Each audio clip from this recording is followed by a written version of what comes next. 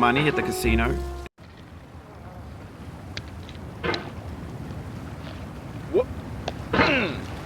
There's no feeling more intense than starting over.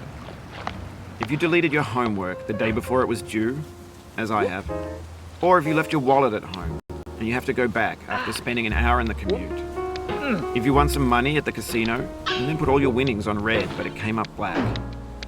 If you got your best shirt dry cleaned before a wedding and then immediately dropped food on it. If you won an argument with a friend and then later discovered that they just returned to their original view. Starting over is harder than starting up.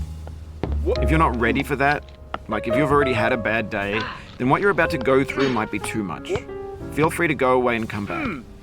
I'll be here. Alright, thanks for coming with me on this trip. I'll understand if you have to take a break at any point. Just find a safe place to stop and quit the game. Don't worry, I'll save your progress, always, even your mistakes. This game is a homage to a free game that came out in 2002 titled Sexy Hiking. The author of that game was Jazuo, a mysterious Czech designer who was known at the time as the father of B games. And B games are rough assemblages of found objects.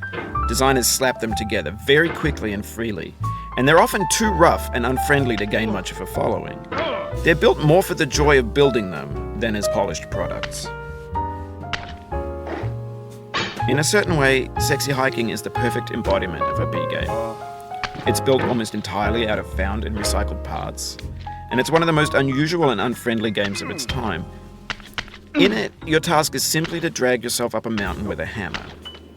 And that act of climbing, in the digital world or in real life, has certain essential properties that give the game its flavor. No amount of forward progress is guaranteed. Some cliffs are too sheer or too slippery. And the player is constantly, unremittingly in danger of falling and losing everything. Anyway, when you start Sexy Hiking, you're standing next to this dead tree that blocks the way to the entire rest of the game.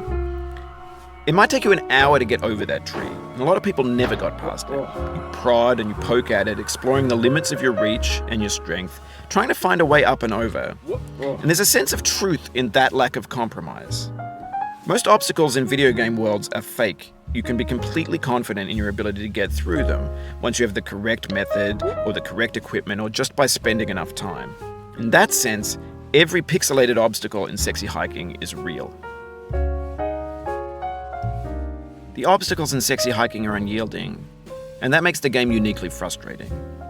But I'm not sure Jazuo intended to make a frustrating game. The frustration is just essential to the act of climbing, and it's authentic to the process of building a game about climbing. A funny thing happened to me as I was building this mountain.